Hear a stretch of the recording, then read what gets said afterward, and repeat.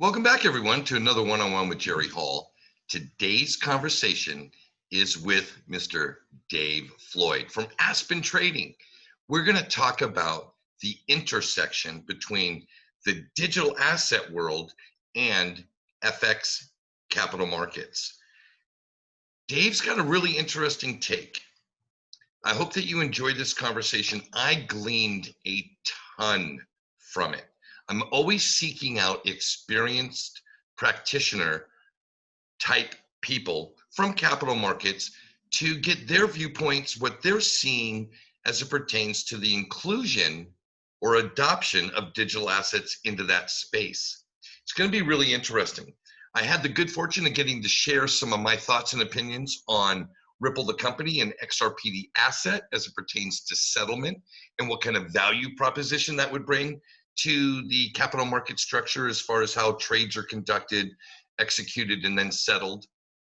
I think you're going to like this. This conversation was really insightful for me, and I hope it is as well for you. That conversation coming up right now.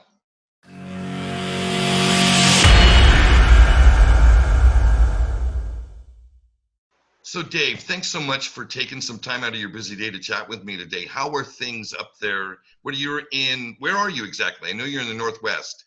I am in the Northwest. I'm in an amazing town called Bend, Oregon, Oh, with high desert. We've got mountains, we've got golf, we've got outdoor paradise.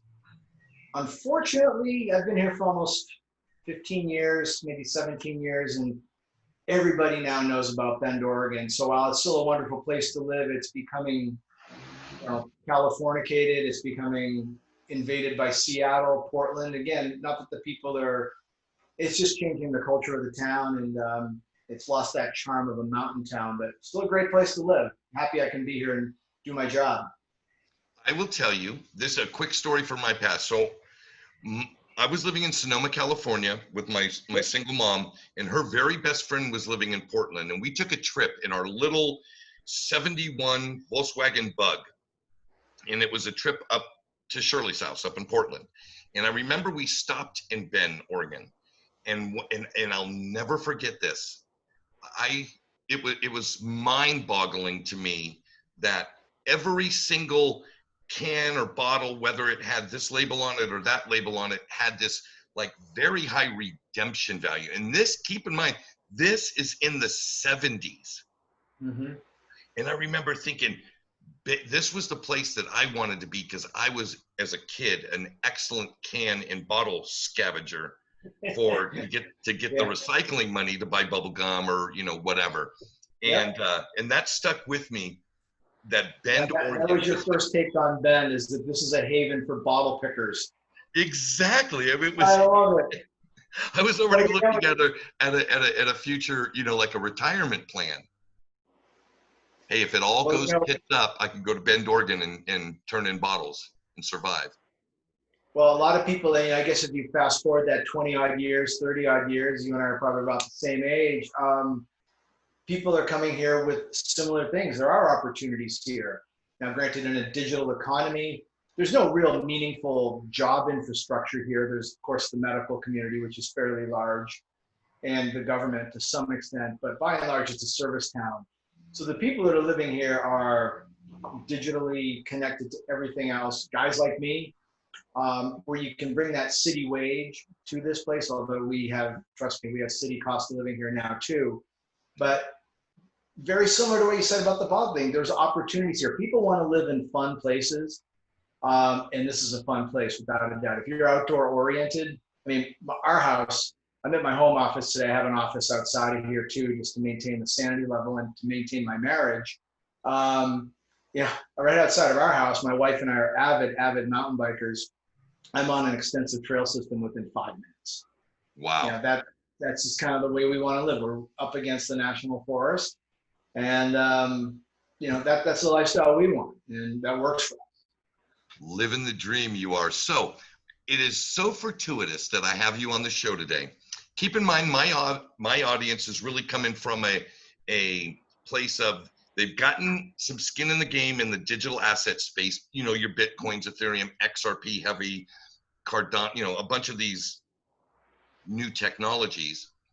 And we're also, a large group of us have been on this journey of kind of understanding capital markets, right? And it's been this slow process. And one of the things that I am taking a hard look at now, and you're like an expert in, is the interplay between sovereign currencies and how they're traded and dealt with on the planet, and these new digital assets, whether they be like in the mix with those existing markets, like for instance, XRP is a bridge asset between the Japanese yen and the US dollars to settle quicker and save costs and all these type of things, as well as smart contract functionality. And so these digital assets are integrating themselves into these already existing Forex capital markets. I'm curious what you're seeing as a practitioner in that field every day. If you're hearing about these things, if you're seeing Forex traders talk about the inclusion of digital assets, I mean, what's your take from your view? Well, it's obviously hard to escape regardless of what field you're in, but certainly in the field that I'm in, the rise of Bitcoin. And I know there's other players, and I'm certainly not an expert on the cryptocurrencies, but Bitcoin has become pretty ubiquitous, and it's often talked about in conversations. So from my vantage point, it's going to ultimately be like any, potentially, I guess maybe the jury might still be out on some level, but it continues to gain popularity. At some point, it's going to become a very clear asset class, which I guess you would argue it already has. But what I mean by that is that it will join the ranks of asset classes like commodities or stocks or futures or Forex. And then it's going to start, would be my guess, that dance of how all of these things interplay on the stage, and how as traders and investors, you interpret that dance to come up with forecasts and whatnot about how Bitcoin is going to react, or Ethereum, or whatever the other cryptocurrency may be. So right now, maybe Bitcoin might be more of a kind of a standalone player. It's based on demand, momentum. It could be based on a number of things. May not be at that mature status yet where there's a direct correlation or causation with interest rates or the value of the US dollar. Presumably that would be a link that would be correlated, or maybe inversely correlated to some degree. I'll give you a great example actually we're actually long silver based on what the price action in Bitcoin is, because a lot of what I do, while it's technically based, meaning technical analysis, over the years I've evolved to understand that there's more to it than just a chart. There's other factors at play that you can analyze and hopefully refine your signal, so to speak. One of those is quantitative analysis, and that's basically a fancy word for crunching a lot of data and coming up with correlations, or let's say historical patterns that have a high likelihood of repeating. And trust me, I'm not the guy writing the algorithms for that. That's way beyond my pay grade. But I've got a colleague of mine who they do a lot of that, and that's their business model, is basically quantitative analysis. And bottom line is they came up with something that says, if Bitcoin does X, Y, and Z historically, not only has Bitcoin rallied, which we're also long in our managed accounts via the GTBC, which is the kind of ETF equivalent, but there was also, oddly enough, a really strong correlation with silver. And of course, as we all know, silver is just broken out. There was reasons to be long silver anyways. But I guess to go back and answer your question is that we're starting to see those nascent signs of Bitcoin's throwing off some signals that suggest that silver might be more of a move. Now, one could argue that silver dragged Bitcoin higher. It doesn't really matter. The point is, rather than just looking at Bitcoin in isolation, now you've got research firms looking at Bitcoin and silver and saying, wow, these two are very tied. If this breaks higher, the average return on silver historically would have been X. And as a trader, you look at that and say, okay, well, here's my risk. Here's what the average would be potentially, historically speaking. Does that make sense? Size the trade accordingly, and off you go. So I think I answered your question, maybe gave a little bit more to it, but that is the bottom line, is that I think this will become part of the overall mosaic of how people look at the major asset classes, and Bitcoin will factor into it. And who knows what else is coming down the pipeline that will ultimately find its way as well. Well, one of the beauties of the long form conversation, and I really think Real Vision kind of pioneered this, is that a bullet point answer is so subjective to so many other things. So when you are able to present an answer, and then I'll use the term quantify it with this, and this, like you did, it's far more impactful, because now I'm getting a really well-rounded understanding of how you came up with your answer. Versus the CNBC, hey, let's have Dave Floyd on for 3 minutes. Dave, what do you think about silver and Bitcoin? And then, basically you're relegated to bullet points. It's an extremely good point, Jerry. And I think, based on what you and I talked about before you hit the record button, is that if the goal here is to kind of gain insights to people who've been at this a long time, maybe not in digital assets, but investing and trading, it doesn't matter what that asset might be. Everything is served up to us nowadays as a 3-point plan that will guarantee your success, or whatever it is, whether it be weight loss, certainly in the trading and investing field. And despite all the computer power out there and the artificial intelligence, trading, to me, at least in my opinion, still boils down to an art form on a large part, which requires you to really sit back, think, draw in various data points, and come up with an answer. And sometimes you can't come up with an answer for a few days, and that's okay. But that goes against the grain of what we're all being fed every day. Is like, if you follow these 3 simple steps, you'll be a great trader or a great investor. I've been in the business almost 25 years. So over the years, I've got to know some really successful people, like truly successful. None of them operate that way. They all operate by slowing down, looking at what's happening, drawing on their experience, connecting the dots, and then placing their trade. And that, for a lot of people, they have a hard time getting their head around that. They want it served up super simple, but the guy doing neurosurgery, the guy doing brain surgery, the legal experts, none of them operate from that platform. Why should a trader or an investor? So I think it's really instructive to have that long form answer, because that's in the real world. Guys like me who carve out their living doing this, that's how I do it.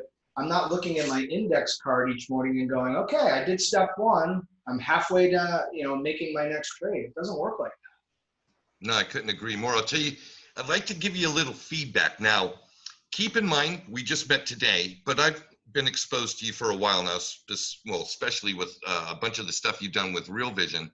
Mm-hmm. And guys like you and Tony Greer, who are like in Brent Johnson, who are like in the mix on a daily basis, I've started to glean a little bit of a strategy. I do not consider myself a trader. I don't, because I just don't. I'm an investor. However, investment isn't, okay, here's my dollar, I'm placing it down and walking away from it, and whatever happens. There are a lot of times I'm gonna have further investment. And one of the things I've been clued in, especially with like you and Brent, was the dollar. Like looking at the DXY, trying to understand, okay, what are the trends and market forces that are going to either send it up that index or down? And what are the correlations to the investments or asset classes that I'm investing in? Well, I'm heavily invested in digital assets. Mm-hmm. Well, digital assets, gold and silver, seem to have a direct correlation with the DXY. So I look at the DXY. If I see it trending up, then maybe I'm not investing. Maybe I'm parking my cash, because I do see that a trend can reverse and come down. And now I have a better buying opportunity than if I was just on I'm always going to put my money in on Mondays at 3:30, and that's how I'm going to dollar cost average in, and it doesn't matter, and that's the best way. Well, you know what? Maybe with a little more information, maybe there's 2 or 3% more to be gained if you understand and can kind of assign some probabilities to, well, maybe Tuesday at 2 o'clock would be better, or Friday, that type of thing. You've helped me get to that level of understanding. Now, I know that's only step 1 in the 500 steps that you've taken, I'm on my way, and I'm appreciative for my pseudo mentors like you and Tony and Brent and Raul and a bunch of these guys, that I'm getting financially literate by consuming your content. Well, I think it's a really good point. And it's why I think if you blend the technical, and let's just use fundamental analysis just for ease of discussion, you blend those two together, I believe you do come up with more robust timing. And I hate to use the word timing because it gets refuted a lot, but it's tough to time the market, but yes, you can at times. But it's like the fundamental analysis, the fundamental analyst saying this stock is so undervalued, it's so cheap. Yet if they looked at it, they might realize that it could become cheaper. And vice versa. I could look at a chart and say, this thing looks great, but yet the fundamental picture looks like crap. If you just kind of pick your head up and take in the broader horizon, I think you can come up with more robust signals. So I completely agree with you. And for your perspective, you want to be long digital assets. Fantastic. Well, if the dollar's about to make a big move up, maybe wait a week or two. And you bring up a great point. I mean, to me right now, from a trading perspective, and given that we've got the Fed and we've got month-end flows, and I'm just looking at the dollar index now, everybody and their uncles bearish the dollar. In fact, my sister-in-law called me yesterday and said, "Hey, I want to short the dollar." And I'm thinking, okay, well, that's great because I do have a longer-term bearish view. And I'm thinking to myself, okay, love my sister-in-law, super smart gal, but all of a sudden out of the blue after a 6 or 7 point decline in the dollar. My point being is that I wouldn't be surprised if we see the dollar rally over the next few days after the Fed meeting today. And so for a guy like you or any of your listeners, maybe that's the opportunity to buy Bitcoin or whatever your digital asset equivalent is at better prices. Right. Precious metals at better prices for that matter. Exactly. So against the backdrop of quote unquote the dollar and what we've been seeing kind of globally from, we'll call it monetary policy,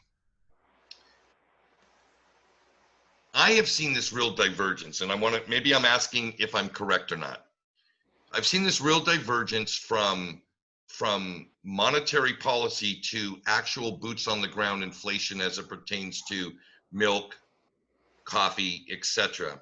But I do see the inflation in real estate and equity valuations and things of that nature. I'm curious if you have a take or a spin on trend for the real economy inflation actually presenting itself to the world.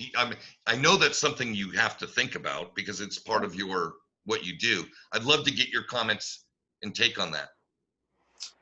Well, I think it's just real common sense. It goes back to just common sense. My checkbook, my monthly budget tells me that there is inflation. Medical insurance, groceries, maybe not so much gas and stuff anymore. And we all know that the CPI is hedonically adjusted based on these bizarre factors that have no relevance to real life.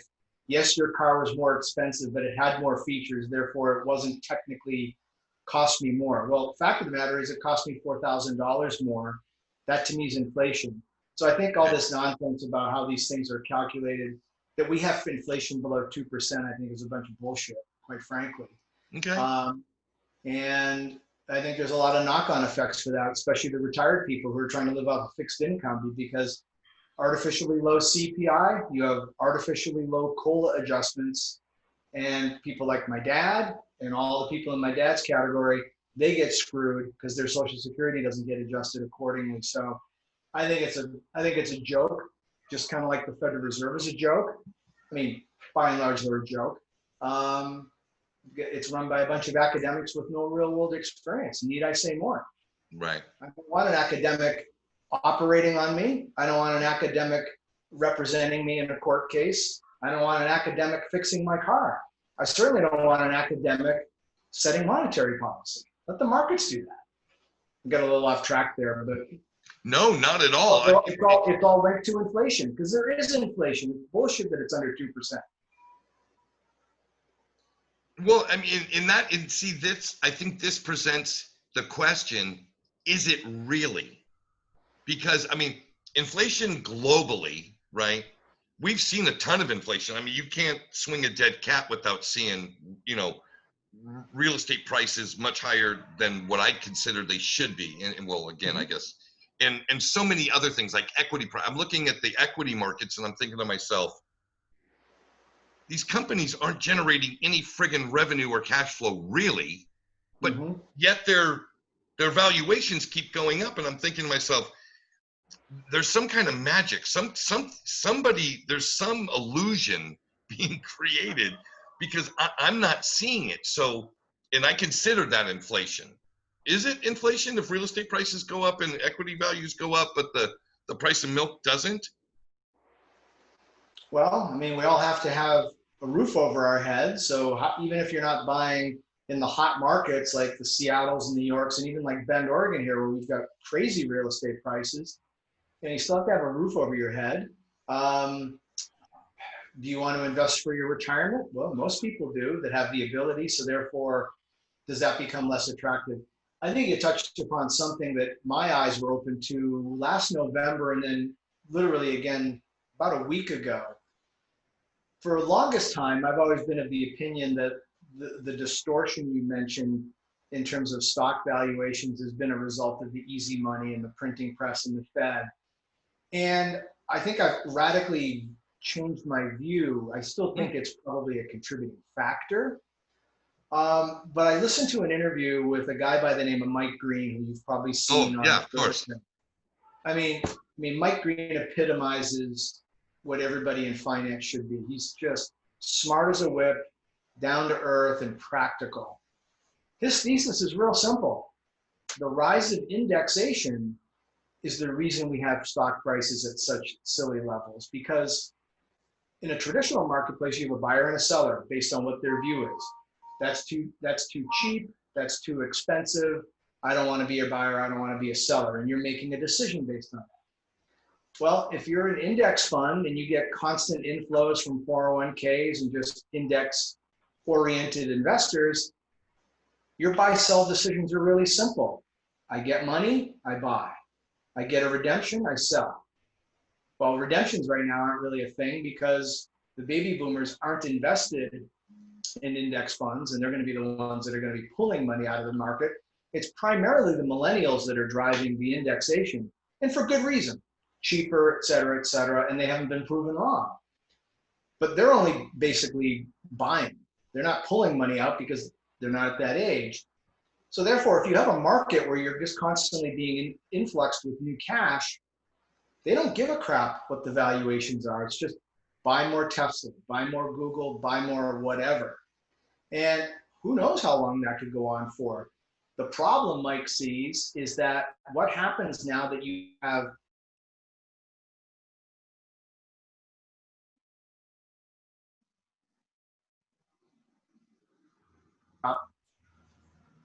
what happens when somebody does want to hit the bid? There's now no longer that depth of liquidity. In fact, there's a chart that I got from Mike Green, as a matter of fact, that shows over the last 10 or 15 years, the number of bids and offers on the S&P 500 futures went from an average of about 900 contracts on either side down to about 9 presently. Doesn't take very much money to move 9 contracts on the bid. And if there's 9 contracts below that one, doesn't take much to hit those out. That's why you're seeing this rapid intraday volatility. That's why you get these mini crashes and these mini melt-ups. Liquidity is the lifeblood of a market. If you don't have liquidity, you basically don't have a real effective way to price the market or to price the asset class. So that to me is really problematic, because at some point, maybe something really bad does happen. Maybe we get an exogenous shock. Well, if there's no liquidity in the S&P pit, what does that mean? Then it just becomes kind of a self-fulfilling feeding frenzy. Algorithms kick in, sell more, sell more. Anyways, I think you get my point. And how this all stems from inflation, I guess it's all connected. But those are the things that I see as problematic. When they matter, though, is anybody's guess. And if I could say one thing to your viewers, is that it's one thing to have an opinion. It's another thing to exercise on that opinion, because unless the market shares your opinion, nobody gives a hoot about your opinion. And that's the really hard thing. And I've learned it the hard way over the years, and I make the mistake routinely. I get an opinion about something and I don't recognize that the market doesn't really care about my opinion right now. So while that might be Mike's thesis and that might be my viewpoint based on his thesis, that can't impact my trading right now because the market doesn't care about that. And you just gotta wait. Well, you gotta exactly, because you're not. It's not the market of Dave. Exactly, but I think the important takeaway is that if you've got traders and investors out there that are like this, like I buy every dip, I buy every dip. Yes, they've not been proven wrong, and that, great for them. But if they're not aware of the infrastructure below the surface, then you're ultimately playing with fire. And all those successful dip buyings could be wiped out in a nanosecond because we don't have a very stable liquidity pool, at least in the S&Ps as of right now. It probably translates to other asset classes too, but it's most obvious in the S&P 500. No, and I hear you. And one of the things that has always kind of interested me, coming from, keep in mind, my education was in the 80s. Mm-hmm. We're in a completely different world now. Sure. Especially in the early 80s, everybody remembered what it was like to get a home loan at 15%. Mm-hmm. People remember, that came from, my generation, and I'm sure you're cognizant of this and remember this. Bonds actually used to pay you to own them. There was a time. I told my son, Matter of fact, my grandmother, who lived to be 103, lived a very comfortable lifestyle, and all she ever did was 10 and 30-year bonds. Yeah. And she lived a great, matter of fact, I remember I was a teenager, and she was telling me, because I'd made some money, I'd come into some money, and she said, you should get a 30-year bond. You're super young. You'll be, I said, 30-year bond? Why would I put my money into something that's going to pay me 15%? This was back in, early, wait, was it? It might have been 79. Anyway, I was thinking to myself, I wish I had, because that would have been phenomenal. But anyway, make a long story short, I wanted to get, you touched on something that is a question that keeps rolling around in my mind. And that is this issue of liquidity. And then also the subsequent thing that not a lot of people I hear talking about, people like you do, solvency. And at what point does liquidity not even matter anymore? The solvency becomes insolvent. Or does that never happen? As long as the printing press keeps issuing money, then debt can get serviced, and it doesn't matter if you have revenue or cash flow. It's a great question, and I think this pandemic has made that question even more relevant. And I think, certainly not an expert, but I read enough on this from people that I think have a good handle on this. And I think we are at a different juncture this time because, for instance, here in Bend and even where you are in Costa Rica, all of the local businesses, it doesn't matter how much money the Fed prints. It doesn't really help them per se. Now, maybe it makes their clients a little bit more wealthy and they can go out to eat, but there's a structural change in the way businesses are operating now, reduced capacity, and I'm mainly speaking about services and restaurants. The Fed can't really repair that. That's the solvency that I think is relevant now. If a restaurant which has razor thin margins already is now at 50% capacity, I don't know. I wish I could look at some of the balance sheets of local restaurants here because most of them are still open, but I feel so bad. I'm thinking, man, this has got to stop. So I don't think the Fed can cure that. Everything else has been a liquidity issue, liquidity in the banks. Give the money to a bunch of banks in 08, shore up their balance sheet, they start lending again, solvency and liquidity, boom, solved. That creates a whole other issue, but that's not what we're talking about. This is a little different. There's going to be a lot of bankruptcies. There already are. Whether or not the Fed can get its way out of this, I don't know. But I think this might be the first test where you actually have businesses go down and don't come back up. But we're still kind of 32, 39 right now on the S&Ps. Market doesn't seem to really give a hoot. And that's fine. I'm not saying we should be in a bear market or anything. I'm not saying that. It's odd. It's very odd to see what's happening and see where asset prices are. Time will tell, though. Time is always the best truth teller. For sure, Yeah. for sure. So let's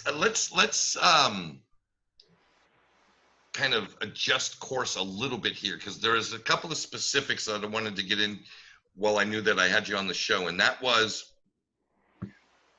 there's going to be a segment of the investment community that is going to do very well, very, very well in the next couple of years. So much so that their financial balance sheet and the way they've lived their life are going to be very despondent. So they're not going to be acclimated, educated, or understand how to live with millions of dollars of capital to work with. And so folks like you at Aspen would be a resource. So if let's say it happened to me, fast forward, my investments have done so well that now I'm thinking, okay, instead of keeping everything in this little speculative bucket that blew up, now I want to protect my wealth. It's not about creating wealth that much anymore. I mean, I want to maintain it, but it's really about preservation. What does a potential Aspen trading client look like, and how do they work with you? Well, there's two types of clients that we cater to. The majority of our business, which is how Aspen came about, was servicing self-directed traders, whether it be hedge fund managers, individuals who trade on behalf of their own account, retired guys who like to play golf and punt in the market, money managers. We've got a lot of RIAs that are customers. So basically, what we do is I provide my forecasts where I think prices may be going on the universe of asset classes that I handle, which is primarily FX, S&P futures, 10-year notes is a big part of my rotation. Silver, gold, oil to a lesser degree, but that's increased in the last couple of months just due to the way the market is. And basically, I'm just providing my insights from a tactical perspective. Most of my ideas will last several days to several weeks. I'm not a long-term investor. The flip side of that is a lot of those people, they like what we do, but they don't want to be self-directed. They're busy. Maybe they still work full-time, or maybe they just want the hassle of getting a text saying, oh, Dave wants to get long the euro. Okay, I'm going to log into my trading account, place the trade, blah, blah, blah. So the other thing that we do is we take the same exact ideas that we publish to our clients and place those same trades on their behalf in their trading account, basically a replicator or a managed account. So those are the two ways that we service. In fact, managed accounts has become a larger and larger part of our business because of the simple fact that people like what we do, but they don't want the hassle of it. And I don't want to say hassle, but for some people it is a hassle. Or for other people who may not be experienced, even though you're kind of letting them know, hey, I'm going to buy the euro here. I'm going to put my stop loss here. You're giving them all the safety net parameters. They're still nervous because a lot of people just aren't comfortable in the financial world. And they're like, well, I know he told me what to do and I know he's good, but I just don't feel comfortable. Well, we'll do it for you. And the other part of the answer to your question is that, our goal is to represent a portion of your portfolio. We're not a wealth manager. We're not going to do your retirement planning or any of that. We're going to be 10 to 20% of your portfolio. We're going to be non-correlated, largely speaking, to the S&P 500. And my number one goal is, of course, returns, but risk-adjusted returns. Our returns relative to the S&P in terms of the volatility, they're night and day. You're not going to wake up one morning and have a coronary. Our equity curve is like this. Now, maybe we don't get 60% in 1 year. Again, I've learned one thing over the years. And I remember Bill Lipschutz, one of the currency traders featured in Market Wizards, he alerted this to me by reading the interview years and years ago. He goes, I learned that when I'm sitting in front of a client, he runs a hedge fund in the FX market for background. And if you've not read the interview in Market Wizards with Bill Lipschutz, read it. The guy's a genius. Unfortunately, the guy in real life, I shouldn't say the pleasure, but I called him out of the blue one day. I wanted to do an interview with him on Real Vision. Let's just say the guy is not terribly friendly, but neither here nor there. He said, whenever I'm sitting across from a client and they say, oh, we're very comfortable with, we can handle a 15% drawdown. He always says in his head at the same time, he goes, okay, that means 7.5%, because guys have a big ego problem when it comes to money. And they want to seem like the big, you know what. And so the point I'm making here is that while our clients may want returns, I'm home. Hopefully you can edit out the dog, or not. Maybe it's just real life. People do want returns, but once they're in the portfolio, they don't want to be taken on a death row.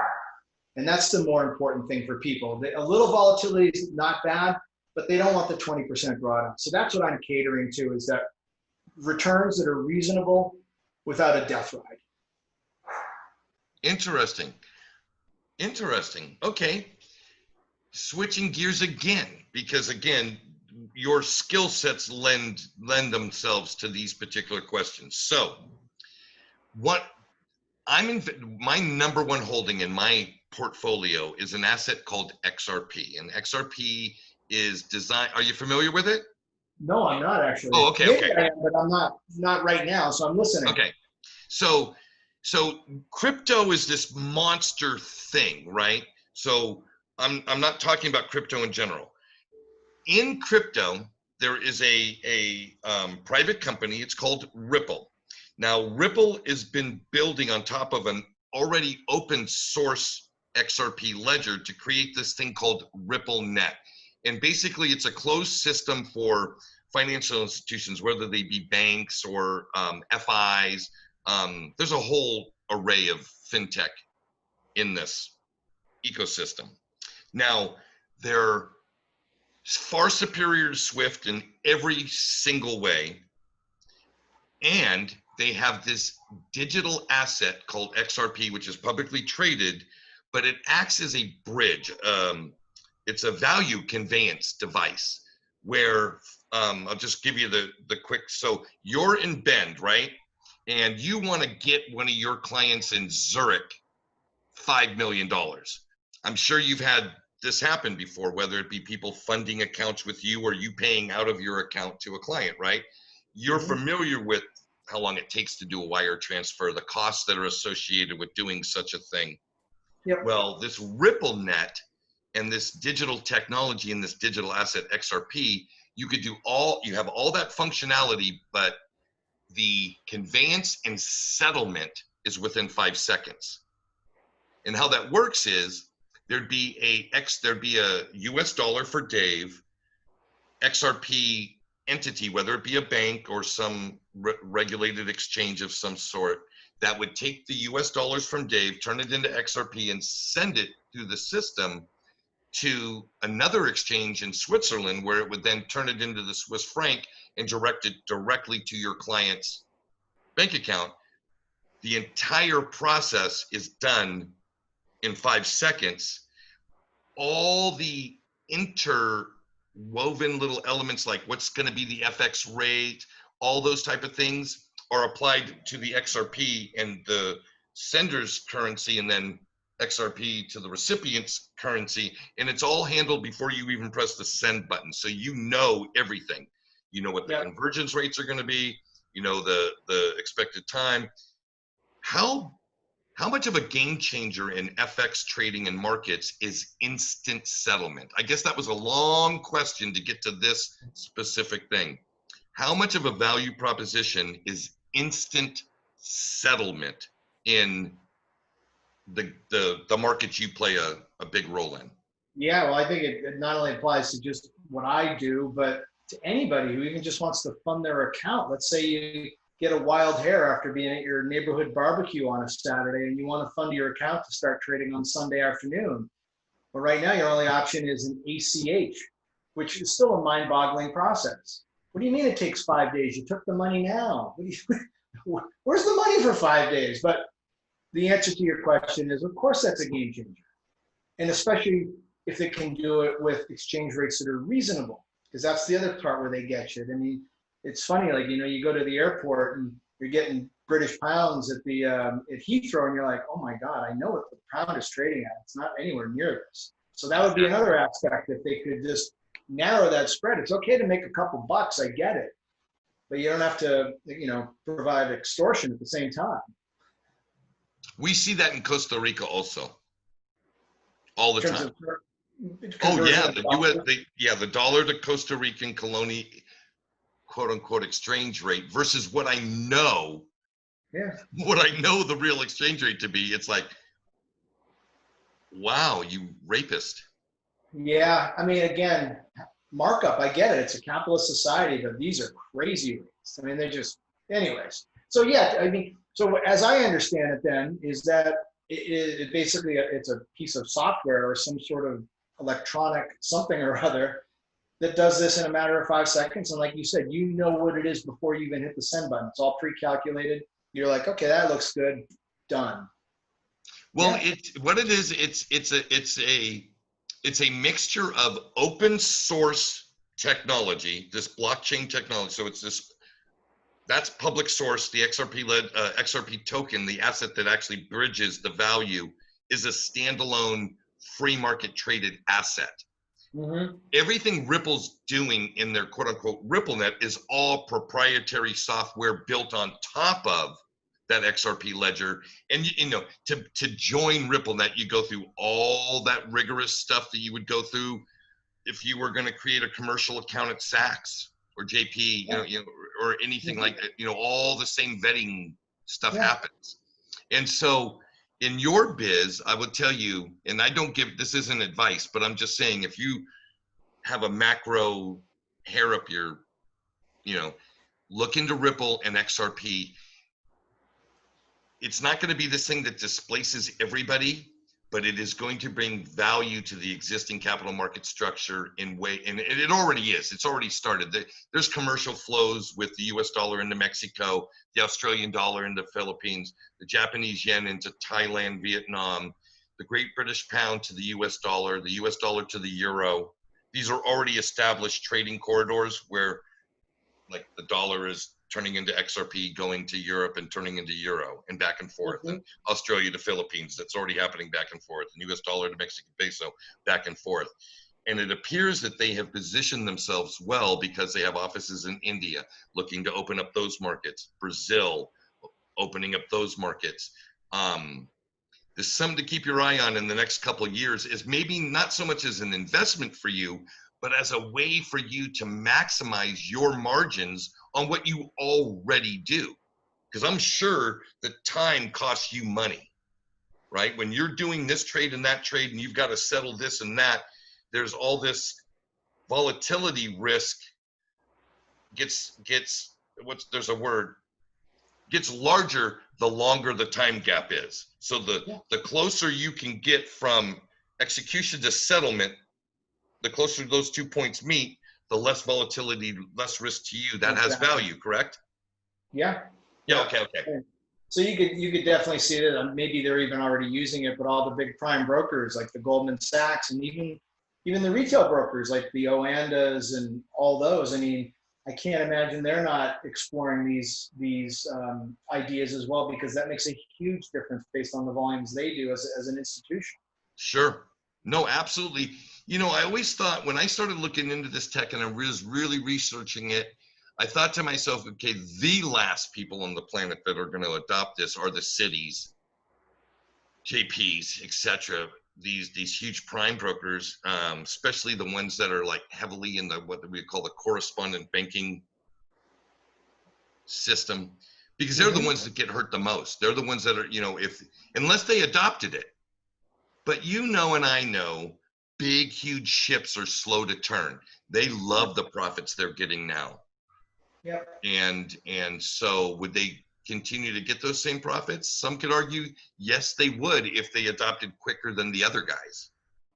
Well, that's just it. Eventually the writing, like anything in life, the writing eventually becomes pretty clear Yeah. and you do jump ship. It's human nature. You hold on to what you know until it becomes glaringly obvious that you really can't do that anymore.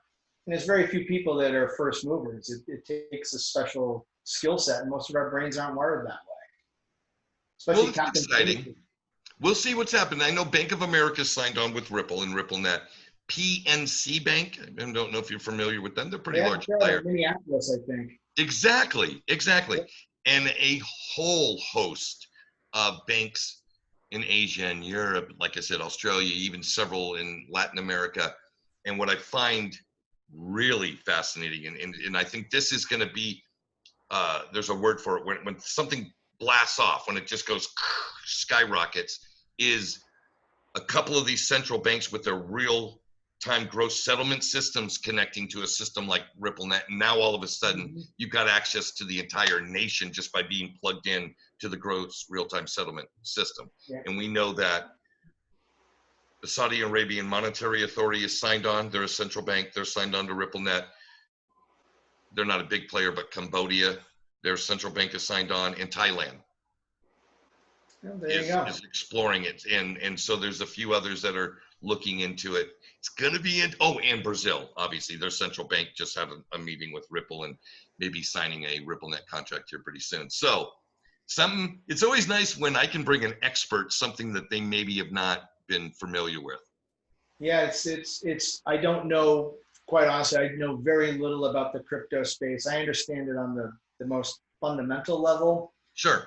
My understanding is there's a lot more to it than just the currencies. There's the infrastructure plays. There's all of the ancillary businesses, and the ones that can set up that network effect and that moat.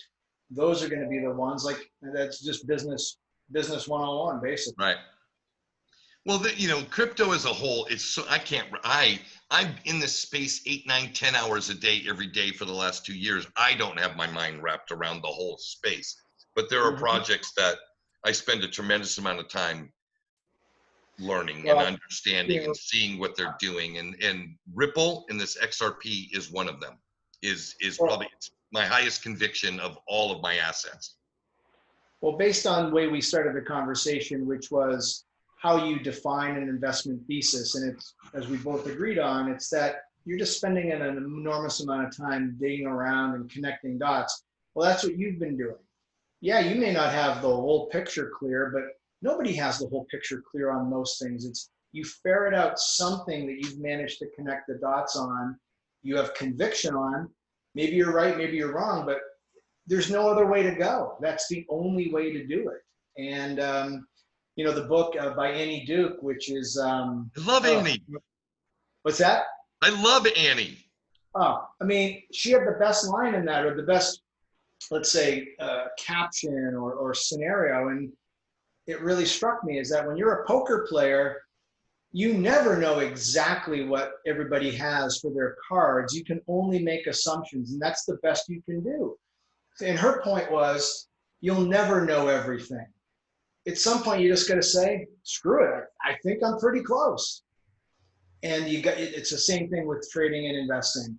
You can only get so much information. If you're always looking to check all the boxes, you've already missed the train. So right on.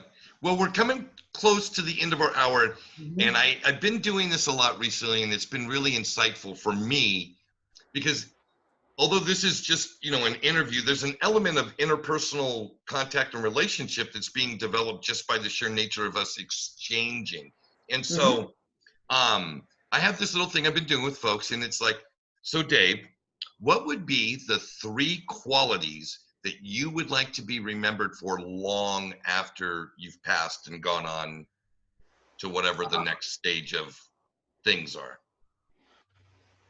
Well, I'm glad you asked that because it's oddly enough, there's my wife and I just did something like this where we did kind of this online thing where you're kind of doing your planning, so to speak, not financial planning and not estate planning, but just that. And they phrased it as, what do you want your obituary to read? Right. There you go. Okay. That was the exercise. Sounds morbid, but you know what? It's pretty damn insightful. So I actually just did this like about a month ago.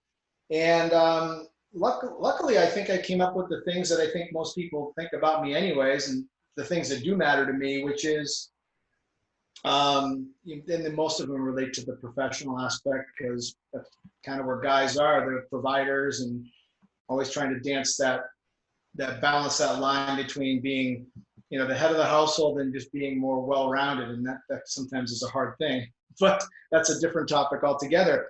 But I would say for me, I would love to be known, professionally speaking, as a guy who was honest, transparent about the business, and pretty damn good at what he did. That to me would be the best. And unfortunately, in this day and age, those are the people that usually, it's not that they're not known, they're known by the people in the business who get it. They're not known by the masses because the masses want to know about what the latest and greatest thing is on social media.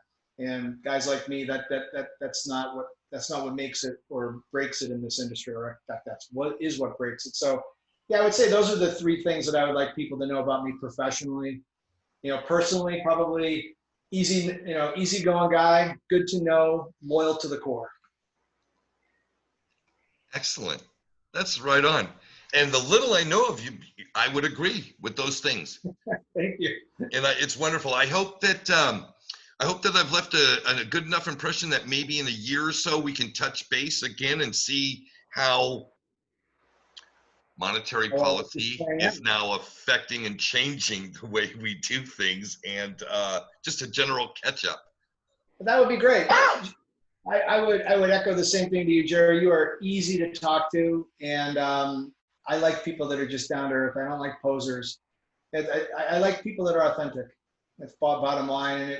And I just turned 53. I'm at that stage in life where I only want to be around people that kind of add something to my life. And I see too many posers nowadays. They're all worried about whatever, but they're just not about enjoying things. I like to be intense about my work and my fun play activities like mountain biking and stuff, but just kind of enjoying and being real with people is a little bit more engaging, or far more engaging, I should say. So my conversation with you has felt that way. So right back at you. Thank you, man. Thank you. So folks, there it is. If you haven't been hip to who Dave Floyd is, you've just had a great insight to who he is as a man, and especially as a practitioner as it pertains to how he deals with and interacts with markets. So from Bend, Oregon, and San Isidro, Costa Rica, until next time, everybody, Pura Vida.